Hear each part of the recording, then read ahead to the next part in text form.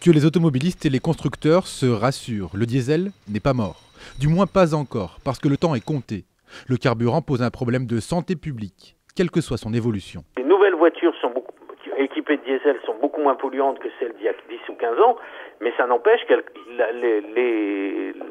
la pollution existe toujours. Et l'Europe devrait bientôt imposer des normes. La première d'entre elles, équiper les véhicules de filtres plus sophistiqués, donc plus coûteux.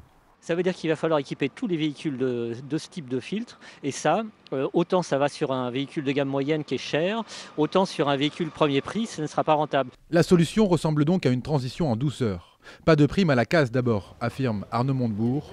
Peu rentable, elle favorise en plus les ventes de voitures étrangères. Pas d'alignement des taxes du carburant sur l'essence non plus, en tout cas pas avant 2014. Plutôt une prime de conversion pour les propriétaires de voitures diesel. Mais l'idée laisse perplexe. Je vois mal comment les constructeurs français pourraient être avantagés par rapport à d'autres. Il faudra voir comment le gouvernement souhaite proposer une prime qui permettrait d'avoir des véhicules moins polluants et d'aller vers des véhicules plus français ou du moins fabriqués en France. La prime pourrait concerner les vieux diesels, ceux d'avant 2000, soit 7 millions de véhicules. Sauf que rien n'est pour l'instant décidé.